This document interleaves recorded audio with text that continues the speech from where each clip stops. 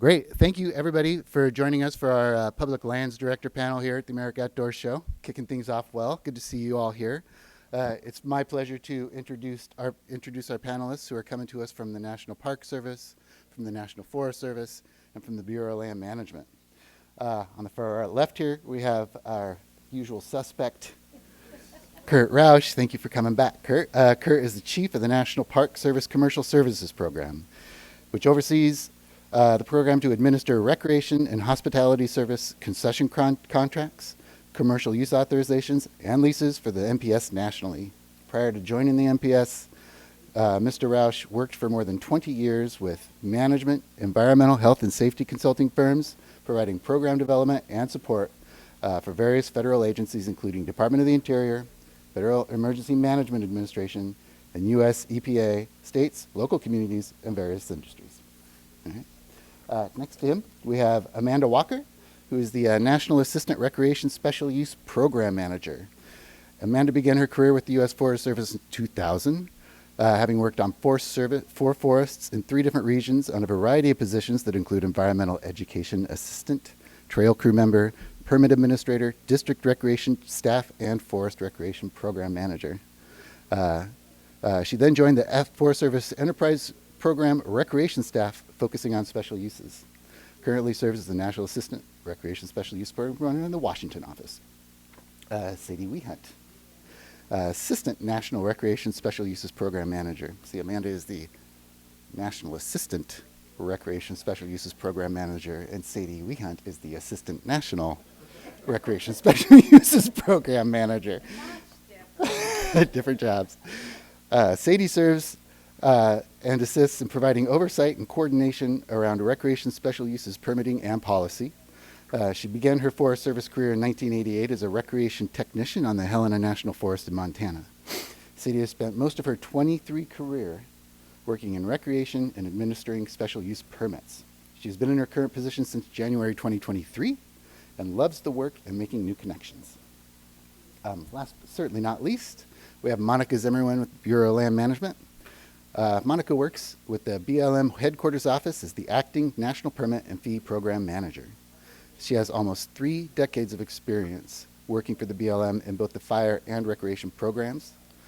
Over the years, she has worked with numerous outfitters managing a busy recreation program in the southeast Idaho with sand dunes and river programs serving over 500,000 annual visitors. Monica also serves as an instructor for the BLM National Training Center, teaching the Recreation Permits on Public Lands course. Thank you so much for joining us all today. We're a pleasure to have you. Pleased to have you, yes.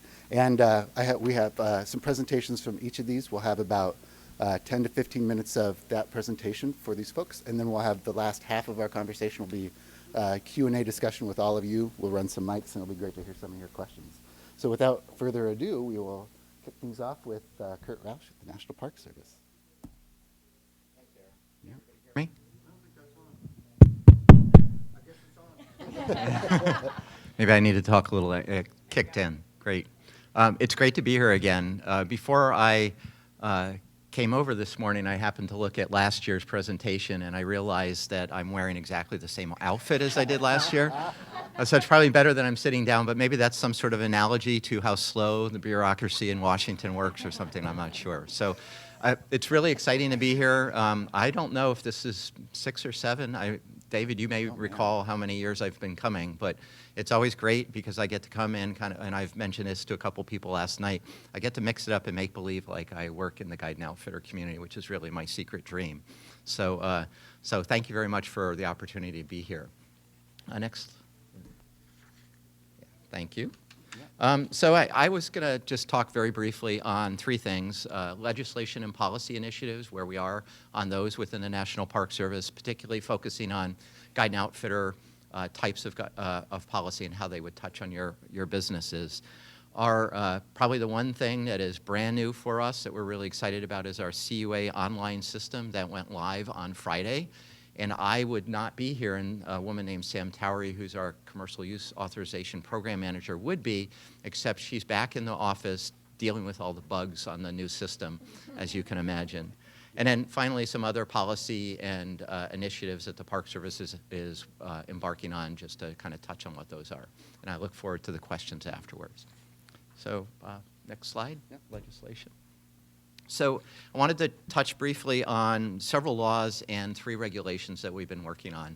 And I will say that it's rather remarkable for a relatively small part of the Park Service to be currently initiating 3 separate regulatory actions all at once. So we'll talk about that. All of these have been underway for a couple years, so it's mostly updates.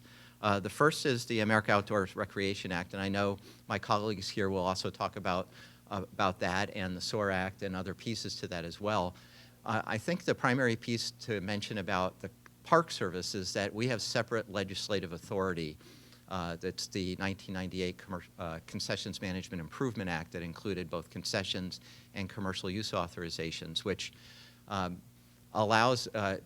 means that a large portion of the National Recreation Act and the SOAR Act and others don't directly apply to commercial use authorizations, whereas they do to many more of the operations that my colleagues will be talking about. I think that probably the one that is the most pertinent one is a reference to developing and implementing online permitting systems, which is something that we're embarking on. I'll talk for a minute or two about. The second one that I wanted to mention is the Great America Outdoors Act. This is an act that was initiated in 2006. When was it? John, do you recall? 2019. 2019. And the Park Service has been working aggressively. This is an influx of $11 billion into the Park Service for any number of projects. The primary focus of them for what we like to call GOA 1 is been infrastructure developments. And that is really, really important even for the guide and outfitter community, because it's taking care of wastewater treatment systems, roads, bridges, and those sorts of things, which are the access points that you all need in order to get on the river or to get to the mountain or get to the climbing route. So it's really, really important. It's been great for us to be able to have that influx and do all the great work that we've been able to do. My message to you is that we've actually programmed all that money out through 2025, and we have no more money left. And so if you think that that was really important, one thing you could be doing is talking to your Congress people as to whether you think a GOA 2 is necessary. There's starting to be talk about that, but there is a lot more that the Park Service and other federal agencies that have access to these funds really need to do to basically keep the lights on and make sure that we're making the improvements that are necessary to deal with launch ramps and takeout locations and other features that we weren't able to get to through GOA 1. So anything you feel compelled to do in terms of talking to Congress and your visit to the Hill in January or February, certainly we would advocate for you looking into that. And happy to talk to you about that afterwards a little bit more. The second topic are regulations, and as you probably all are familiar, we have statutes and then we have regulations that are the requirements that we're obligated to do by Congress to implement those statutory requirements. We actually have 3 of them going on right now. The first is the concessions rule, and I see John up here smiling a little bit because he was at a meeting a few weeks ago for another industry group, the National Park Hospitality Association, where we explained that we've done all we can to move this along, and we don't know where it is. And John, we continue to be in that position.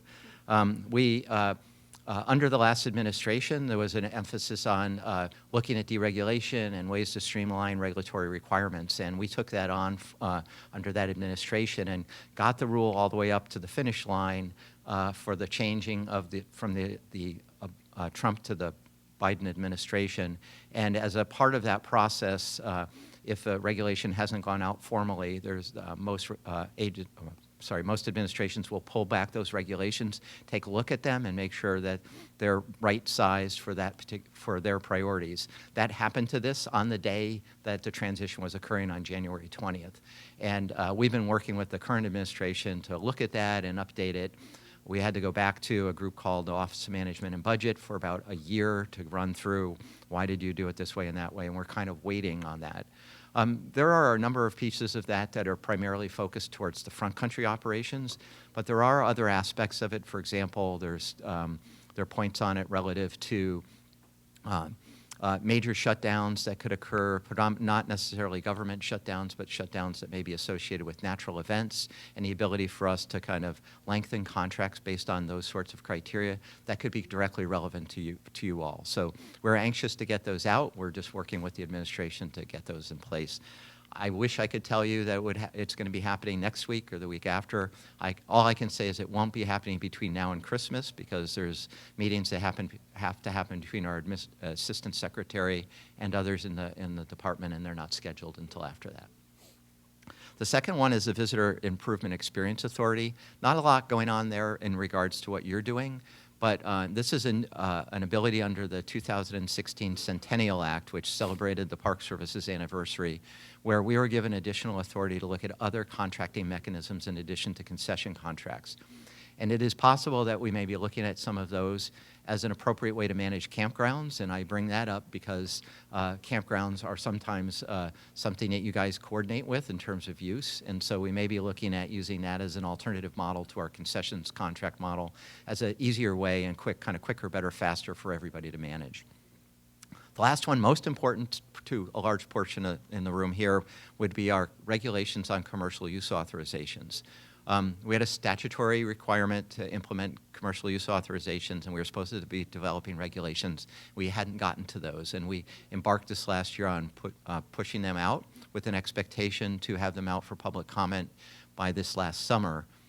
We ran into a little bit of a challenge with the Office of Management and Budget, which is the organization that does a critical review of all regulatory actions to make sure they're right-sized. And they asked us, they determined that this rule would be what's called significant, which we didn't think, which meant that we have to go through a very lengthy regulatory impact analysis. And so we're currently working with OMB to know what they want so we can get that right and get that rule out as soon as possible in draft. So that will all be coming out, and you all will have an opportunity as part of a public comment process to respond on that. I expect it'll probably be this coming summer by the time we get the regulatory impact analysis done. It really doesn't change much in terms of how we operate commercial use authorizations and what we're doing now. It really doesn't add much at all. It just kind of sets it in regulation as opposed to in policy. But you have some advocates here in the front of the room and in the front of the table that are probably going to be helping you look at that. So we look forward to comments on that. When that comes out, we'll be sure to let everybody know as we move forward through that unbelievable process. Next slide. So our big piece that we wanted to talk about today was the commercial use authorization, permitting, and reporting process that we launched just this last Friday. I will say that so far we've got about 150 CUAs have been submitted out of what is typically about 4,000, so we've got a long way to go on that. But we had some bugs. There's the pay.gov, which is the federal government's payment system, broke on Friday afternoon, and that's been fixed again. But so we're kind of working through all of that. The bottom line on this is we rolled it out in kind of 3 phases. So the first phase was back in 2023 for this last year. We successfully beta tested it at Denali and Glacier Bay. And it was very successful, kind of working through most of the aspects of it. And then we launched the system for a select number of parks beginning this last Friday. Started with 54 parks that were willing to adopt a standard fee that we're establishing for the CUA program. So our CUA fees have ranged anywhere from like $100 for a CUA to upwards of $1,000 at Glacier. I know Denny's here. I don't know how much the Glacier CUA is, or if he has CUAs there, but upwards of $1,000. 500. And some go higher than that. So we're setting a standard fee for applications of $350. $50 of that goes back to our system to pay for licensing and that sort of stuff, and the other $300 is we're required to get cost recovery for the processing of applications. Starting next year, there'll be a discount for somebody that is doing multiple activities in the same park. So if you're doing a rafting guide and biking in the same park, there'll be a discount of like $100. Not all parks were ready to jump in and start to reduce or bring their fees up to that $350 amount, but 54 parks agreed to do that, and that represents about 75% of the total permits that we'll be issuing. So it's a fairly substantial number. I would say that parks are rolling out when they're actually starting to take applications. So even though the system started on December 1st, it's actually not, parks may be rolling that out based on a schedule which is available on their website. There's lots of more background on that, and if you have questions, I'm happy to refer you to Sam Towery. He knows everything about it, and I know very little. So for 2025, we'll be rolling out to all CUAs, not just those 54 parks. So next year, it'll be all CUAs that we issue through the Park Service will be issued through this system. And we'll be starting to work on issuing CUAs for road-based commercial tours, which are a unique type of CUA for basically bus tour operations. So we're really excited about by 2026, we'll have both the road-based commercial tours and all CUA holders on that system. And I know others are going to talk about the systems that are rolling out as well, which so far we've already gotten a lot of positive comments about. It's faster, quicker, better. It's a much easier system for everybody to manage. Next slide. Policy initiatives, I'm going to kind of quickly go through these, but just wanted to point out that we continue to be subject to the statute or the court opinion that we're not applying the federal minimum wage to guide and outfitter contracts. That continues, and I know there's some expansiveness to that. There's been other court cases where specific states, it's been there's specific courts have made decisions that the EO doesn't apply. But if you have it in your CUA or in your concession contract, we're not enforcing it. It just meant that it got caught during that period between the court case and when we were told to start doing it. So I don't really have much to report on that. We don't really know where it's going to be going. So, and then just some notes on continued emphasis on a couple topic areas. The first is sustainability, and I know many of you out here already are doing a bunch of leave no trace, and folks have tested EV raft motors, that sort of stuff. We just encourage you to continue to look at that. Our agencies are under executive order requirements to implement a lot of climate change beneficial practices, and whatever you can do to bring those sorts of practices to your services are going to be valued in contracting actions and also valued to us individually. So things like hybrid vehicles or EV vehicles, if you're bringing clients in and out, are great. Anything you can do to kind of think about what your carbon footprint is really beneficial to the federal agencies as we look towards addressing climate change. And finally, I'll just mention briefly, I don't know that many that are particularly involved in the commercial filming activities, but there's a lot of controversy around filming and specifically still photography. I'll say that we don't get directly involved in it in our program unless it's a still photography where there's instruction going on. So if you're instructing people on how to take wildlife photography, in that case you would need a CUA for that instruction activity. It's not for taking photographs, it's for doing the instruction. Outside of that, we aren't going to be requiring any CUAs, and there's been some controversy around that, so I just wanted to bring that up. Finally, I'm not going to talk that much about FICOR. I know others may on this panel, but the Park Service and the other federal agencies are working on the Federal Interagency Council on Outdoor Recreation. And we participate, all the federal land management agencies participate, and that process continues to move forward. There are chairpersons that are kind of rotating through, but focuses this year, I checked in with our representative, a 2-year plan on kind of rolling out the work that they can do. A lot of focus on communications plans to make sure that there's adequate public engagement, and working on a website to provide additional information on FICOR. So I'm not directly involved in that, but its ultimate intention is to provide more equitable access and opportunities and collaboration between agencies and with the guide and outfitter community and the visitors that are experiencing those. And then lastly, diversity is really important for us, specifically a focus on tribal diversity and how we're engaging with tribes. And so I would also encourage you all to look towards how you're providing authentic storytelling in your guide and outfitter experiences around tribal experience, and also looking to tribes to see if they're interested in helping you through providing guides and outfitters, as well as kind of engaging with them on what those stories should be. I think that's it for me. I'm happy to take questions afterwards. Great. Thank you very much, Kurt. And I think we'll hand it over to Amanda and Sadie. All right. Amanda and I are going to tag team this next section for the Forest Service here. So we've got 5 topics. We're going to start out with a Reimagine Recreation campaign, a new campaign that some of you may have been involved with. Talk about our modernization efforts that's been ongoing since 2016. We've hired quite a few new staff specific to recreation, new, not just turnover, but actually added positions, which many of you may be familiar with in experiencing permit administrator turnover and trying to replace those folks and get them up to snuff and training and that kind of thing and challenges with that that I'm sure that some of you are experiencing. Policy updates, we've got some new directives coming out here shortly. I want to talk about that a little bit, and then we'll take the questions at the end as well. So,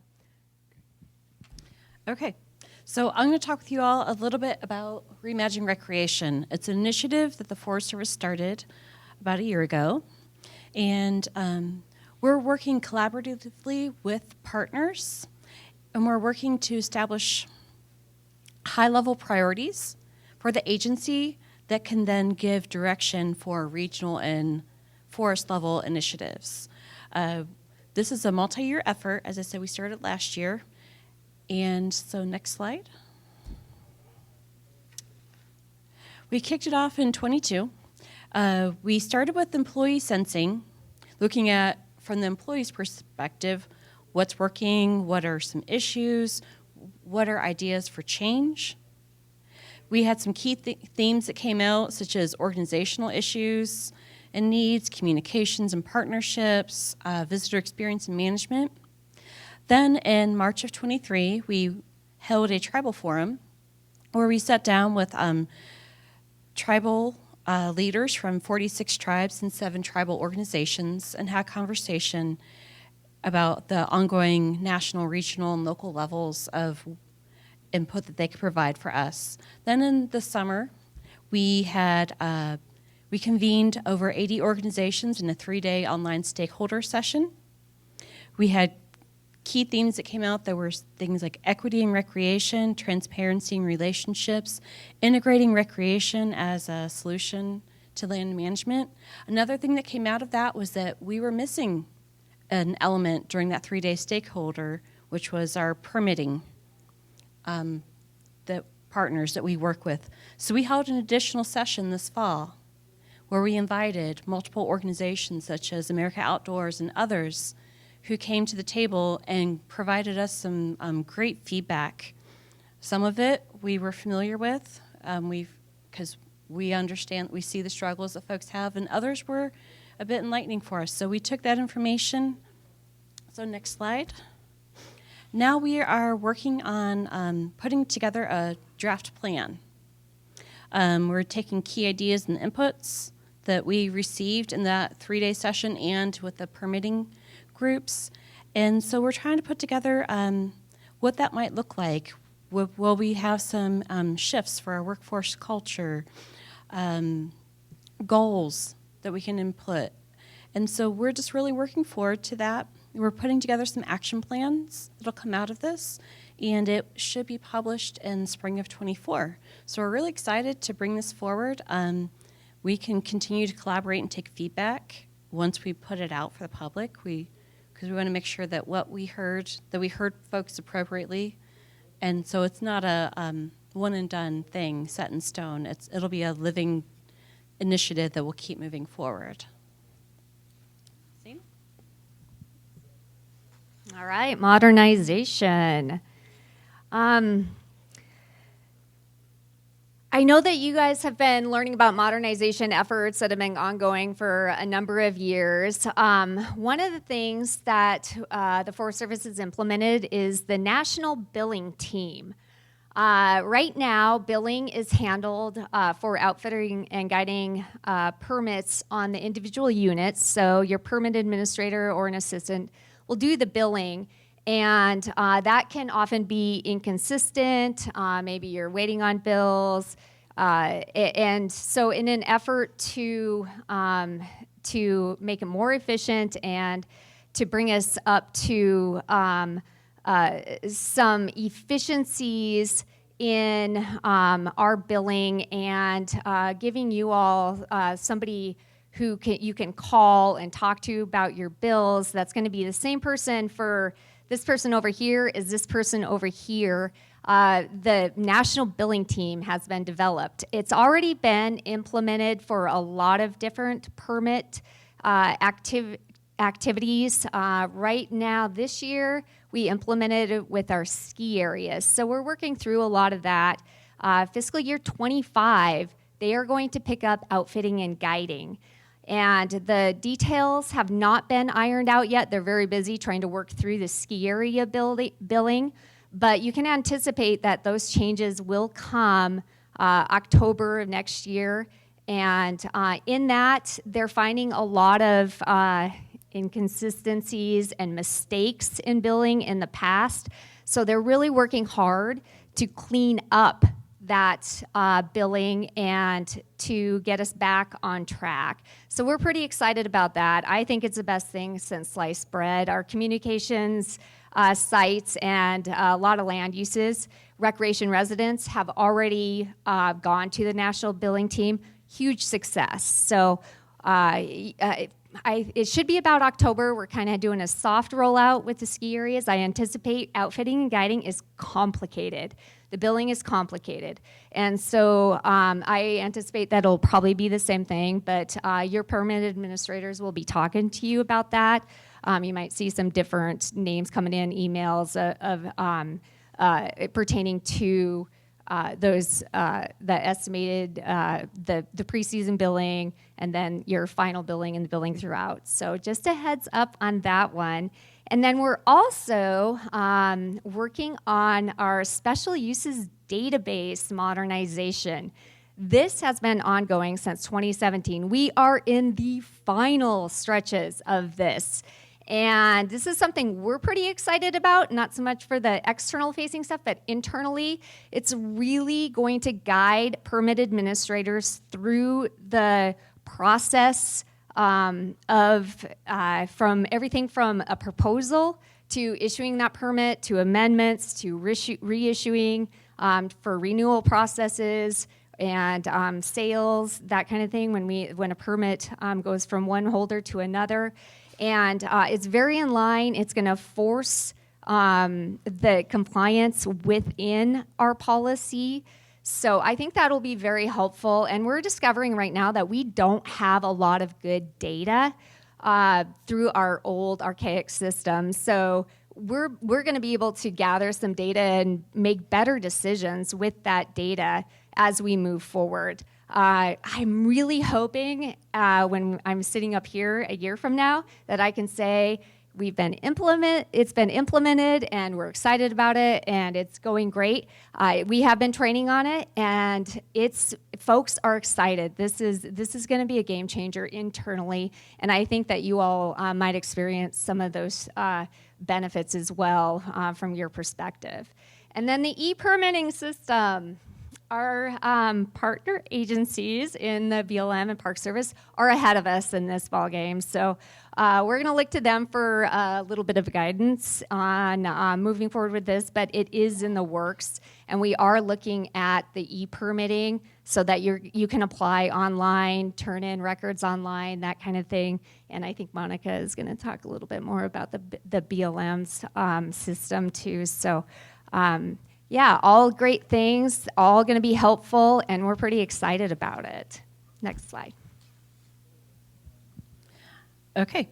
And so, as Sadie mentioned earlier in the intro to our session, we have hired a lot of new staff in the Forest Service, many of them within recreation. Some of them are brand new positions. Some of them will focus solely on recreation special uses, so it won't be a collateral duty. They can focus on being a permit administrator. Not every forest is there, but there's a push within the agency of recognizing that that is not a collateral duty. We want to provide focus so we can provide best services to our partners, the outfitters. One thing, though, when we did a lot of the hiring, we had a lot of staff who got shifted within the agency. And so we are backfilling a lot of those positions. So we've done a lot of new hiring, and it's still an ongoing to backfill those positions. So we are working with those. And with the brand new staff who did come into the agency, we've been doing a lot of training for those. The regional offices have been holding regional trainings. Sadie and I have hosted national webinars. And so we will continue to do that. And the next piece we're going to talk about is policy. We'll also be training on the new policy once it rolls out. So we have a lot of, we're trying to make things better. We were stuck, as many agencies are, with few staffing. So we're moving forward. So we would love if you guys have feedback for us, always open for that. Policy updates. Full disclosure, this slide did not change from last year.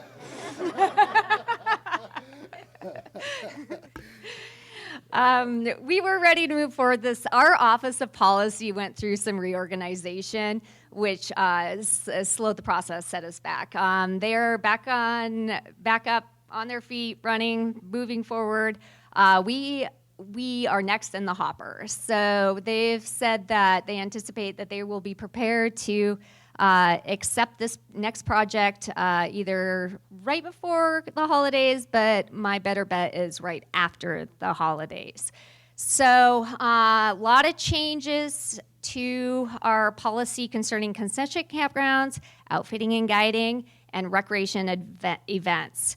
You all will have an opportunity to comment on this through our public notice and comment period. We will reach out to Aaron and our other trade groups to make sure that we get the notification out so that you can take a look at that, provide your feedback, comments.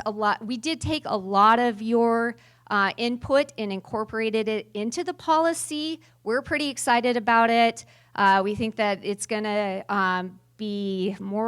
offer greater efficiencies, fix some of the problems that we're experiencing. It's been a long time. 2008, I believe, is the last time it was updated.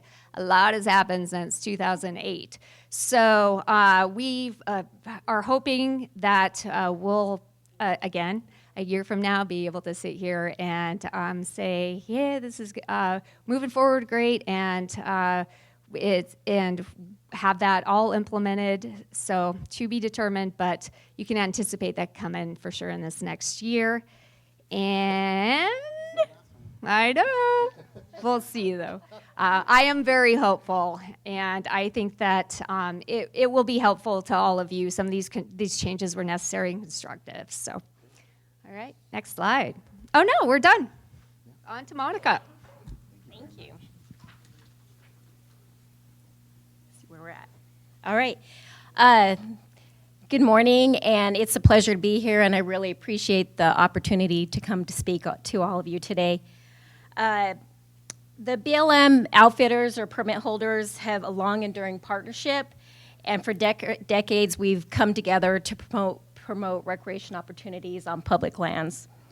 And here at the BLM, we are committed to connecting people to the outdoors, and we depend on many of you, like you, to make this happen. As you all know, visitors come to BLM managed lands to enjoy a multitude of different opportunities, different type of activities such as biking, fishing, hunting, OHV riding, so many different things. And so in fiscal year 2022, there were 81 million visitors to BLM managed lands for the purpose of recreation. And that's 2 million more than in 2021.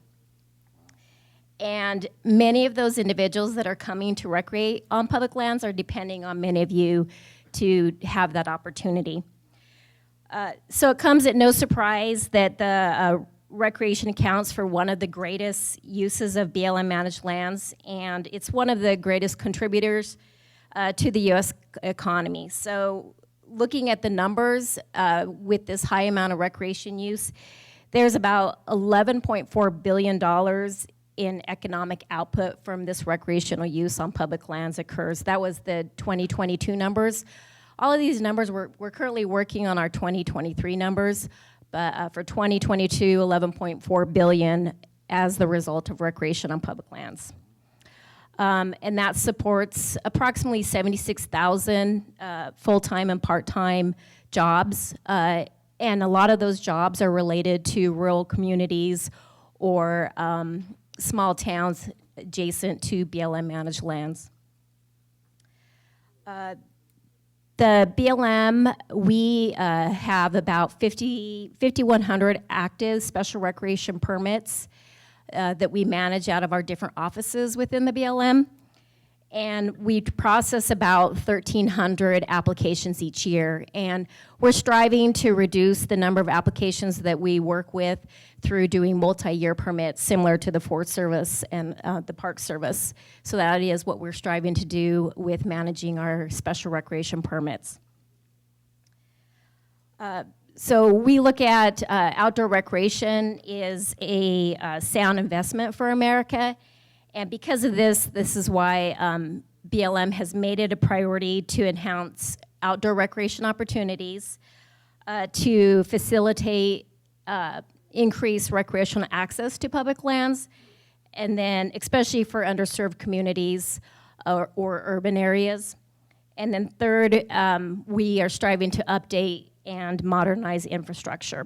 And similar to the other agencies here, I'm going to talk about three different things. I'll talk about the blueprint, the recreation strategy, technology in the support of recreation, and then policy or regulations that we're currently working on.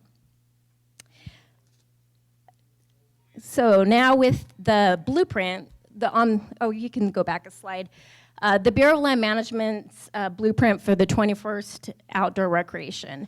And this is also what we call our recreation strategy. And as you know, the BLM manages a system of public lands where there's many different types of uses, many different types of opportunities. But as with all the other agencies, growing numbers on these public lands. But we still have to manage those visitors on these incredible places. And so there's all of this increasing demand. So the blueprint represents a major shift within the BLM, where we are going to focus on recreation and work to be proactive in planning for recreation management versus being reactive. That's the purpose of this strategy. It's the first of the many steps in BLM being a premier outdoor recreation agency, and currently we're working internally to develop this strategy, and we will continue to work in the field with offices and states and partners such as yourself and communities to develop this strategy and then implement the strategy. We also, with available funding, we will strive to build infrastructure to help see this strategy move forward. So on this screen here, the numbers that you're looking at is, so a little over a year ago, Director Tracy Stone Manning shared her vision or her intent with the leadership within the BLM.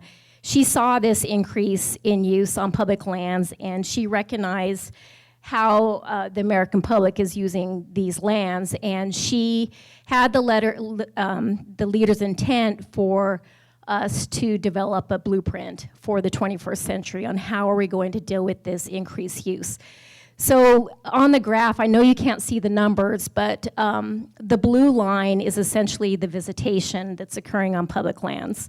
So visitation has increased 40% over the last 10 years, and you can see that spike over on the far right side. That's after the pandemic with the jump in use, and users keep coming. It hasn't gone back down. And then the orange line, that's essentially BLM recreation funding, and so it's modest gains are pretty much flat. And then the red line that you see going along there, that is the funding per visits. And so you can see with that red line that looking at visitation and funding, it's flat or going down. And so that's one of the biggest reasons why our director made the push to make sure that we do this blueprint to help us plan for the future and what should we be doing, and also within the BLM to make recreation a priority for our management. Next slide. So let's see. So this other slide here, once again, you can't read the numbers, but just look at the colors. Going along with the visitation on the last slide, this is a slide of the interest on the web, so on blm.gov. And so the majority, 80% of the hits to the blm.gov website is related to recreation. So a lot of people going there looking for information because they want to get out on their public lands and looking for the opportunities. So this was another instigator that our leadership and the director wanted to push the blueprint. So next slide. So the some of the blueprint highlights is it's a bold call, so similar to the Forest Service with their staffing increases. This blueprint is really highlighting the importance of managing and recreation on public lands and being proactive.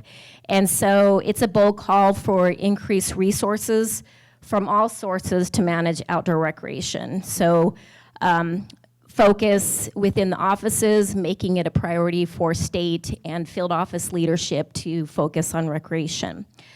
So that's where we want to grow and diversify resources supporting recreation.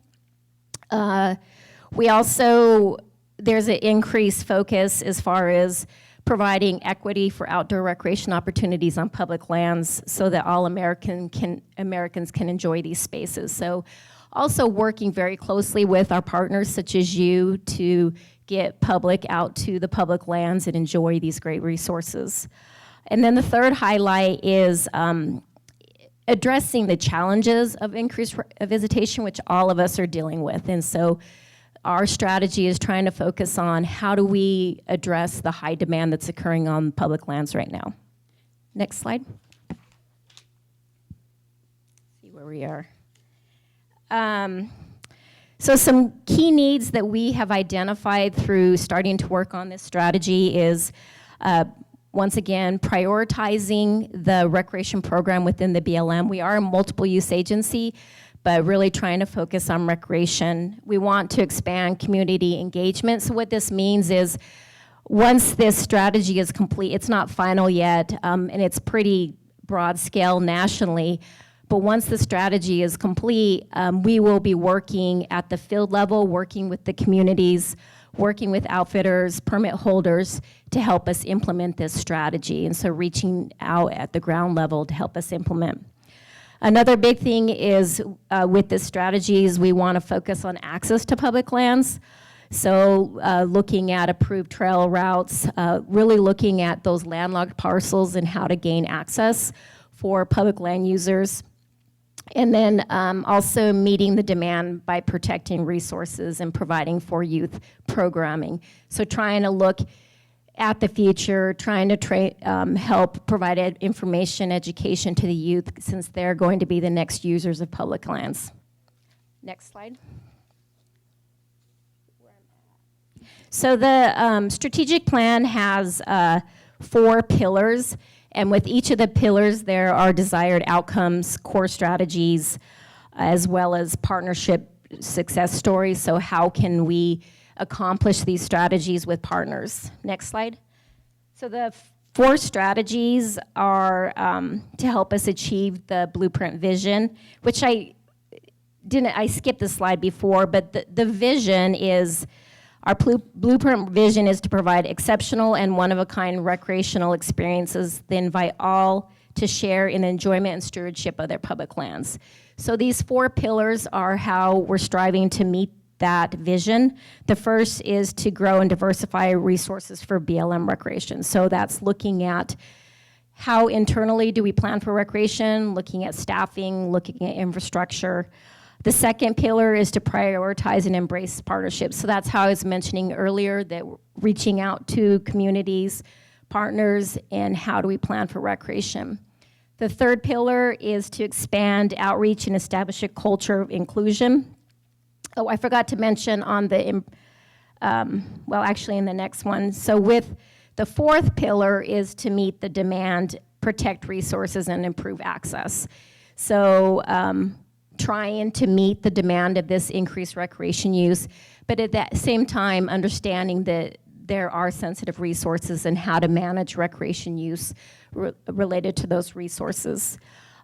Also, there's approximately 2 million acres of BLM managed lands that are landlocked or inaccessible for hunting or access to the public.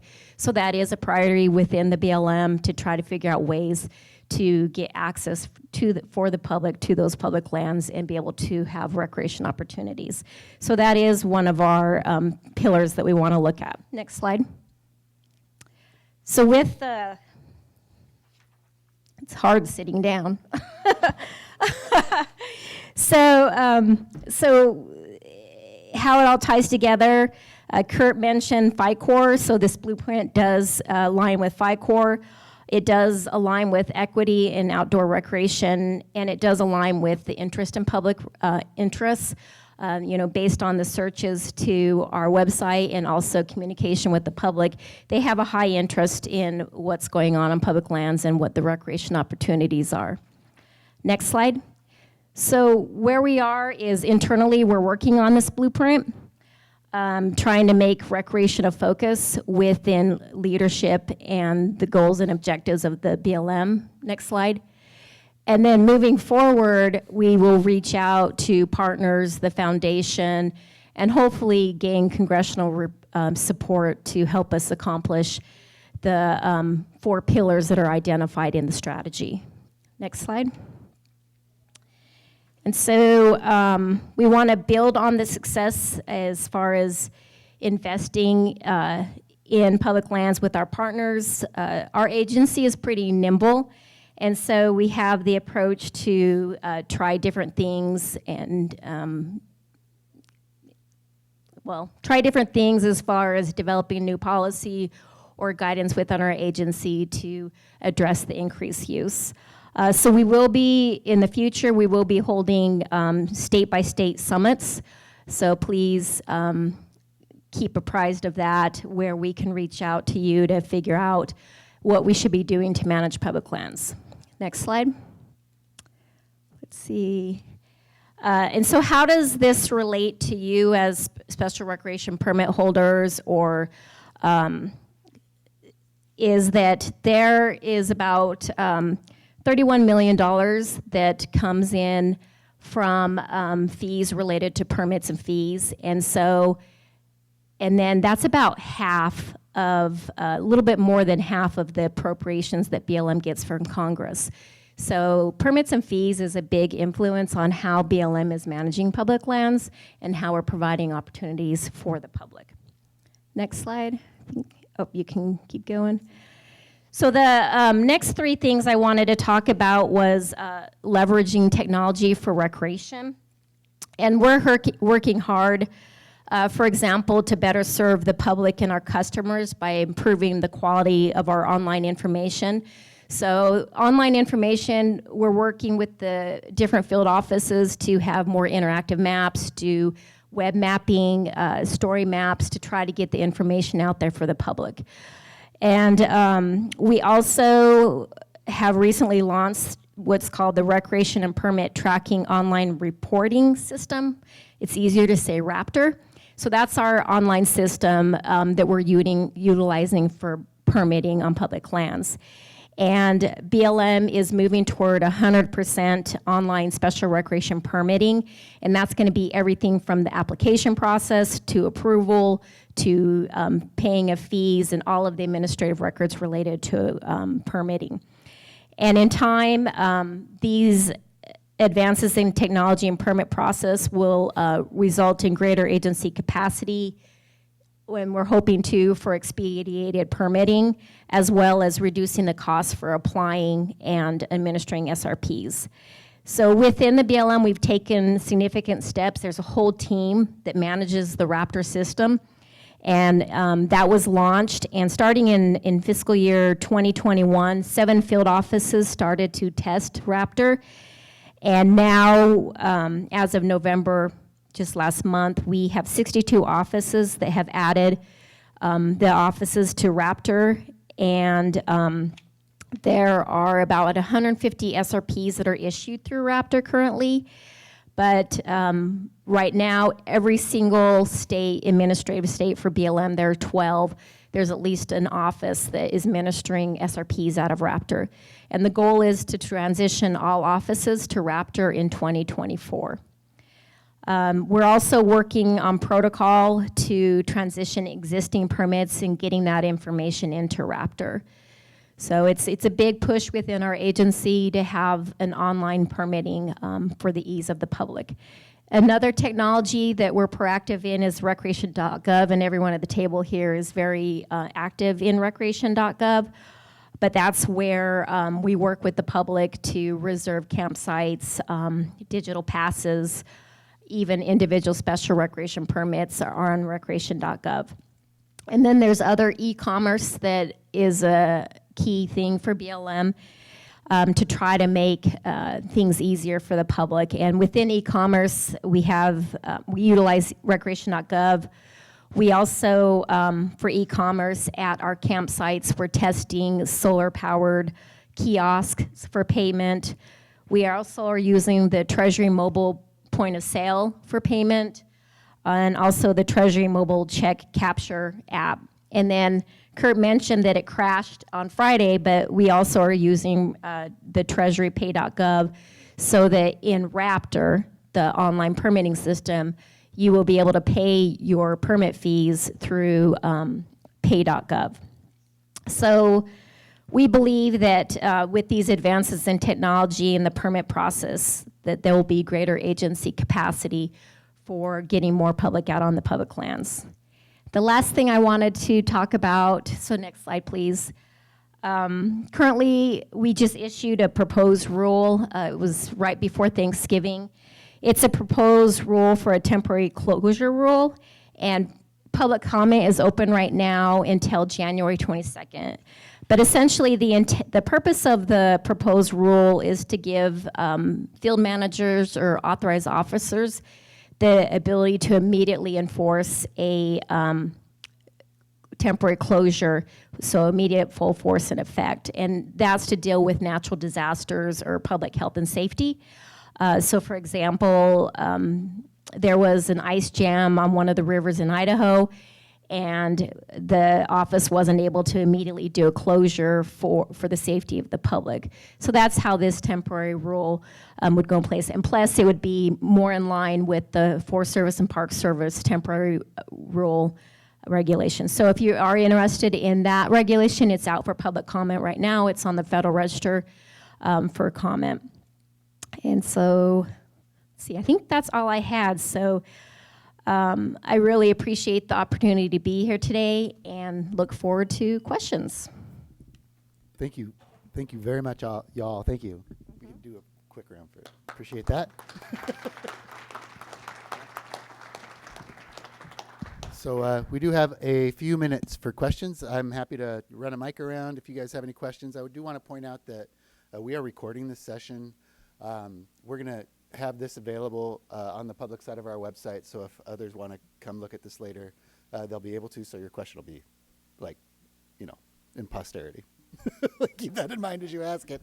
But happy to entertain some of those. Does anybody have any questions for these folks while we're here? Foy.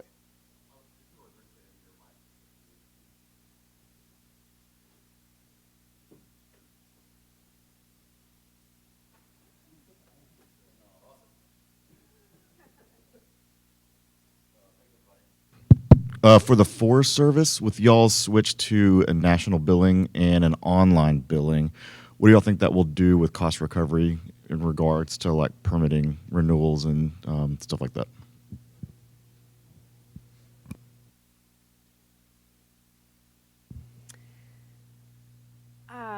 So did everybody hear the question? Cost recovery. I knew this was going to come up.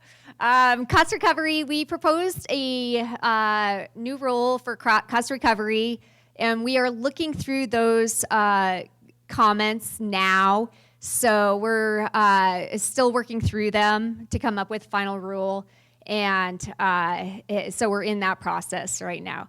As far as the national billing team goes, when it comes to the cost recovery, they do not do the cost recovery because it is so specific to the cost recovery. We've been implementing it for quite some time. However, recreation special uses that take 50 hours and less are exempt. So a lot of ski areas in the recreation arena are familiar with cost recovery, but a lot of our other uses, recreation uses, are not as familiar. And the cost recovery is implemented on a very case-by-case basis, depending on how long it takes to analyze a proposal, do the work, that kind of thing. And because it is so specific, that is still going to be handled by our local unit. So the billing team won't interact with the cost recovery at all. And what was the second part? Did you have follow-up to that? And Asking same about thing with the cost recoveries on permit renewal, yeah. on the permit renewal, same thing. Those will be handled by the individual units, and stay tuned on that. We are, like I said, we really appreciated all of your input on that because there was a lot, and it gave us a lot to consider. So working our way through that and full consideration when we're coming up with that final rule. Great. Thank you very much. I know you have a follow-up. I see Pat Tabor over here. Great. Thanks, everybody, for your presentations. Just 2 or 3 things real quick.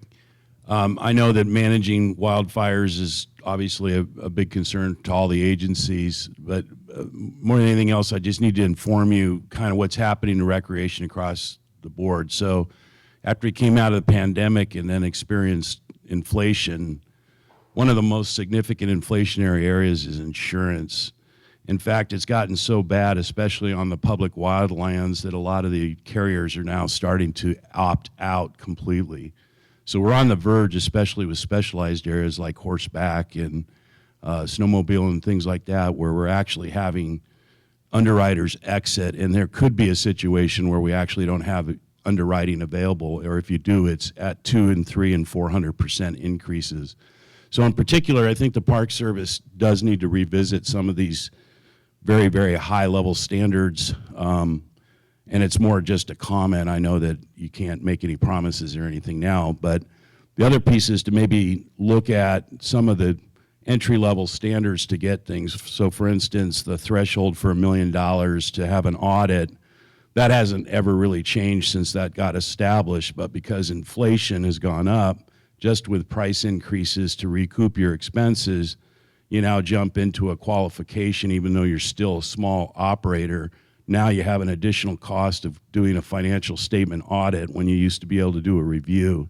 So all these cost increases in the outdoor recreation, where the national standard might be 3 or 4% or 5% of inflation for outdoor recreation, when you look at the core elements of food, fuel, and employees, we're probably operating at a 10% inflationary cost over the last, and then throw in insurance. So I just want the agencies to be mindful that most recreation service providers are suffering from massive marginal pinch right now, and it doesn't look like it's going to get better. And so I think from a policy and perspective, your awareness of that and being mindful of trying to be generous in price requests, especially for the Park Service and everything else, because literally it's going downhill for most of these operators. So. I'll say that we're not deaf to those issues. On not only the guide and outfitter side, but on front country operators, the ability to get insurance is a huge issue, and we're engaging on a bunch of different levels to understand what that looks like, and then to try to figure out what to do about it. It is challenging on facilities. It's difficult for us to say we're not going to ask our concessionaires to insure buildings and then they burn, because we don't have the money to rebuild them ourselves either. And so we're looking at strategies around that. And then on the guide and outfitter side, it's the challenge of what do you do if you start to say, well, you lower the limits and then there's a suit, and can that operator then sustain and be able to manage against what that lawsuit might look like? So it's been a few years, David, so since I got finger wagged by Congress people about guide and outfitter insurance, but we recognize it's something we need to look at. We're also very cognizant of the cost of business and what that's doing. On the concession side, we look at expenses and we try to, and those drive what our franchise fee looks like. Expenses high, revenues compared to that is low. That means less return to the government, and that's usually how we manage it. But things are progressing at a point now where things are outpacing that. So from a contract cycle, so we are also looking at trying to figure out how to do that in terms of rate and comparability and kind of how to manage it. So we're not deaf to these things. We understand it, and part of our interest in being here is hearing things like that and trying to figure out ways to bring you to the table to understand what your issues are, and then try to understand how we can kind of mutually figure out a way to manage them. So thank you for that comment. Thank- One last follow-up to that. So the other two agencies, minimum insurance requirements are here, and then the Park Service is materially above, and then again, the utilization of acknowledgement and risk only as a protective measure versus full-on waivers that are allowed on the other agencies. Those two measures alone would probably result in a 50+% decrease of some of these escalating costs because it provides additional protection, and then the underwriters are willing to actually have a dialogue. So I know you hate that topic. I've brought it up to you each in the last 5 years, but I still need you to look at it because it's still a real issue for operators. Well, I guess if Congress actually passes something that specifically states that it's only waivers of liability, then that issue goes away. So, keep pushing that way. It could be policy, but if we're told we have to do it, it's no longer policy. Pat, thanks for the question. And I'm hearing a lot about insurance challenges that people are facing. And just for context for everybody who's in here, the bill people are talking about is called the America's Outdoor Recreation Act. There's a provision in there that allows for liability waivers if you're operating on Forest Service or on park CUAs and BLM2, but not concessions. So, Mike, you have a question? My name's Michael Cohen, Santa Barbara Adventure Company. First of all, I want to thank you for continuing to come be with us and spend time with outfitters. Just really want to remind you that as a board member, I'm seeing so many success stories around diversity, inclusion, trying to get all manner of people out, and we have some incredible success stories in that, and I think your outfitters are really your conduit to help those goals. So please keep us in that conversation. If you could find funding to help us, that would be wonderful, because we actually want to bring those populations here. The sessions that we just had just previously and in the last years have focused on that. I also want to bring up the issue of the CUA rollout and the new authority. My superintendent, he's kind of beating me up a little bit, and the truth is I feel like there's an arbitrary cap situation that happens with the CUA. And I wanted to bring that up here. That should be established within policy about carrying capacities with CUA. And with this changing model, I am concerned that caps and limitations will be easily implemented. So I guess my question for you, Kurt, is could you give me advice or us advice on how to maintain the higher levels that we have on our CUAs and not see those reduced down for outfitters? That was my primary question. Yeah, I don't think there's anything in the regulations that would not be inconsistent with what you're seeing by current policy. And so I think it's really a matter of, and I'm not intimately involved in carrying capacity decisions. Those are made at the park level, but are generated based on an understanding about the resource impacts. CUAs can have minimal impact on the environment. So it really is this perhaps increased sophistication by parks in evaluating that, and I think it's just a matter of being advocates for the negative impacts you have and the positive impacts you provide to visitors, and being part of that. There is Typically, I believe there's a NEPA process and a public comment process on addressing visitor use and carrying capacities. And I will point out that I'm a little surprised that neither shutdowns nor reservations or timed entry came up yet. In We the still have hands up. conversation, We still have hands up. so, so I think that's really the answer. I don't think you're going to see the regulation is not changing the process that we have. It's just institutionalizing. Or your individual farm is using that data to determine those gaps. And once those are set, then we should be able to count on those.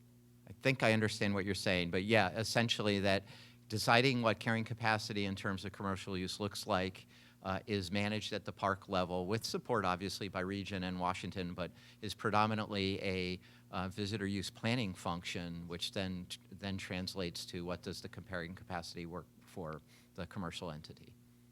Yeah. Thank you, Mike. Thanks, Kurt. So I would like to, I'll get to you in just a second. I just want to point out, I think we're 5 minutes over. So there's a 2.5 hour lunch that's happening right now. If you're ready to go, we won't be offended if you leave. There are a couple hands up, so if you guys are willing to stay a few minutes longer, I'd love to keep entertaining questions, and we'll keep going from there. Nathan Ringel. Thank you. Hi, my name is Nate Rangel. I work with the American River Outfitter Association, but I was on this board for 21 years, and so I got on the board when we started, and so it's been fun, and frankly, I appreciate the partnerships that you all have worked with my colleagues. Specifically, I wanted to speak to temporary closures with the Forest Service that we've been experiencing in California, particularly from wildfire, a couple of wildfire situations. And what we saw happening, and I've worked, we've tried to address this directly with park superintendents, but what we saw happening was, I recognize that it's difficult to manage, National Forest Service areas when you've got fires all over the state of California, but it seems like it's a little draconian in some areas and not in others. And I know that this is a concern at American Whitewater, Private Boat Association. I've been working with it. We've been bringing that up. And I'm wondering, for example, like my colleagues on the Americans, Middle Fork of the American, for example, Taal National Forest, the whole forest was closed down because everything else in California was closed down. But there were areas in the national forest where commercial entities could operate because they offered, an exemption. And what we found was it really depended upon who the individual was that you were, was making that choice.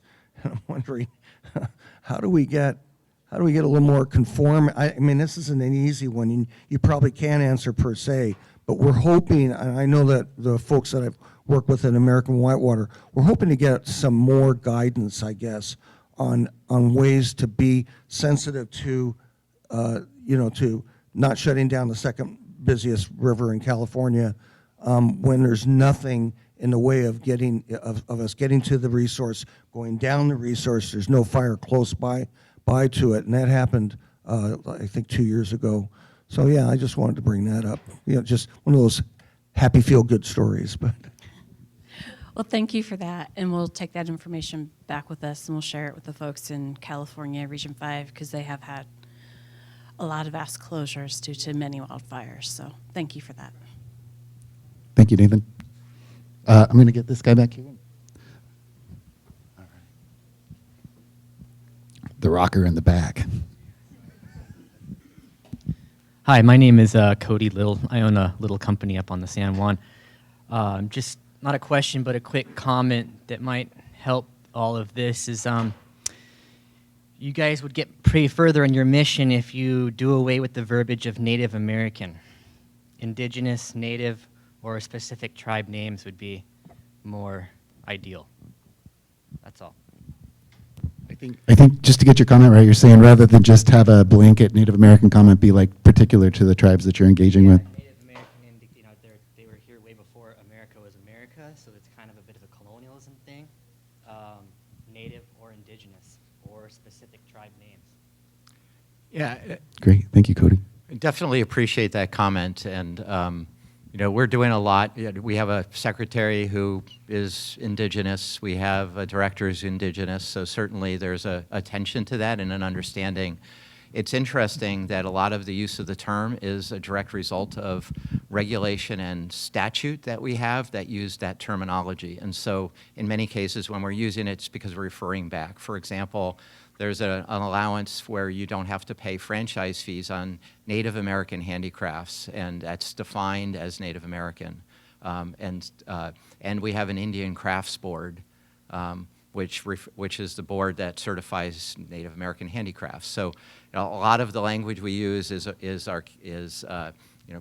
dated. I agree, and you're right to make those comments. But some of it's driving back to making specific reference to the regulation and policy that we have that use that terminology. So, thank you. Hello. Hi. My name is John Dillon. I'm the Executive Director for the Grand Canyon River Outfitters Association. Just first want to thank you all for coming. I'm glad that your superiors allow you to come. I'm grateful that Kurt is always here. And whether it's East Coast or West Coast, it's a big deal for us to have this FaceTime. We get a little bit of time, a few of us do, with some fly-in opportunities there in D.C., but not this kind of an opportunity to hear from those that don't participate in the fly-in. So thank you very much. Question, Kurt, and I'll also tell Justin how great it is too, because I want you to keep coming. It's very important. A real quick question, and maybe you can answer off camera so it's not like in infamy. But just curious on the concessions policy that's being delayed or that was pulled back, obviously, when the administration changed. Obviously, we're coming up against another presidential election. Here we are 3 years now later, going into the fourth. Who knows what's going to happen, and we can't speculate that. But here we go, an entire administration, or at least 3/4 of one so far, has just kind of put that on ice. So not sure if you can answer that, but what's the anticipation that it will be done before the next election? I honestly can't say. But just to give people kind of a sense as to how this works is, administration changes.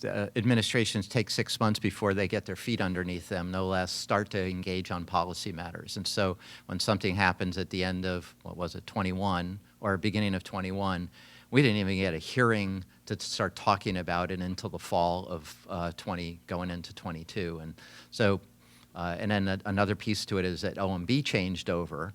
And when OMB changed over, that rule got pushed through OMB under the former administration in a month and a half. We were a full year of 6 separate rounds of going back to OMB with their requests for new information. And so, it's interesting. I just don't know when it's going to shake loose. I wish I could say. We've been pushing as hard as we can. I think my boss, Justin Unger, in the last meeting said, we have done all that we can to get it loose. And that is truly the case. It's been difficult, and it's frustrating for us as well. We would like to get it out there, whether people like it or don't like it in its current form, or we would like to get the policy put out and kind of put it to bed so that we can move out and start addressing issues like those that Matt is asking about, which are critically important, and we recognize them. Thank you very much. Oh, another one in the back. Hang on.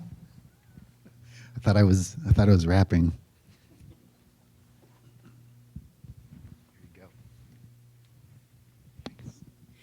I've got a question if there's national direction. I feel like those of us that live in rural communities, this uptick in recreation, it's not just recreation, it's real estate values where we live. I mean, it's if it's not a crisis, it's heading for a crisis. It feels crisis-like, and that there's going to be limits. We can't just grow recreation forever. So we have to establish caps. We have to agree on how that's going to happen. So my question is, why are the agencies promoting marketing visitation? Like, is there a national directive saying, hey guys, go out and have these big social media campaigns and let's really ramp this up? I feel like if it's organic growth, that's one thing, but I see the agencies actually promoting, posting secret places. Is that just like my local public information officer's thing? Or is there direction that says we want active promotion, marketing, growth driven by you guys? I'm sure everybody could comment on this, but it's a great comment. I would say that in the Park Service, our interests are in making sure that we're providing the opportunity for everybody, but doing that in the most wise way possible. So using technology, and we mentioned rec.gov, the idea of being able to use crowdsourcing information to know when people are coming to parks and then spreading out in those parks like Yellowstone and Zion and Grand Canyon that are always going to have more people than they can handle. But then also looking to promote those lands that maybe are less visited that could provide a similar experience to the visitor. So part of our interests are not only in protecting the resource, but making sure the visitor experience is a good one. And people standing or sitting in line in their car at the entrance to Yosemite Valley for 2 hours is not a good experience. And so what can we do to get people out of, say, in Yosemite, outside the valley, to understand that they could go to Tuolumne or many other locations that could provide a great experience for them, and then timing those sorts of things. And so there is a lot of work, I would say, on the Park Service side. The Commercial Services Program is directly engaged in those conversations that are being held by the visitor use people about what can we do to make those sorts of things happen. And they include, thoughtfulness on different strategies in different parks, because every park is different.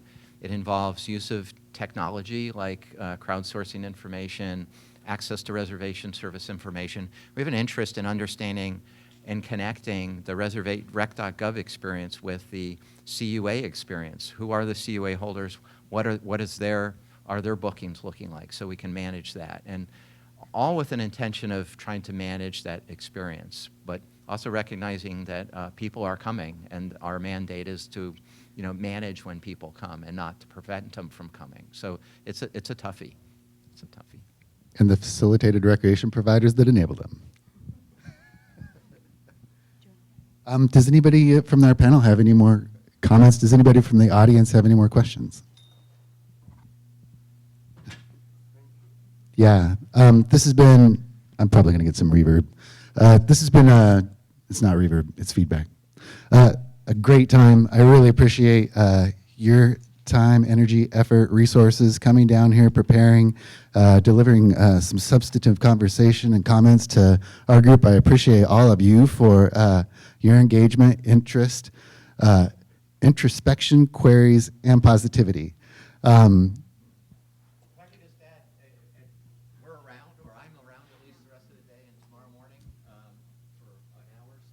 And always really interested in getting direct feedback at any point in time. So it doesn't have to be at the AO conference or when folks come to Washington, D.C. in February.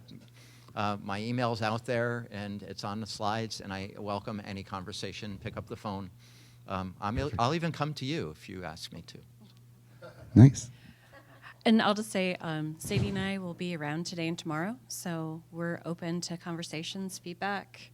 And you're also welcome to send it to us via email, reach out to us. We're happy to work with you guys. And we want to hear what's going on, good and bad. Yes, I would just echo what everyone has said. I will be here through today, but I'm also reachable via email too. So thank you for the opportunity. Super. Thank you.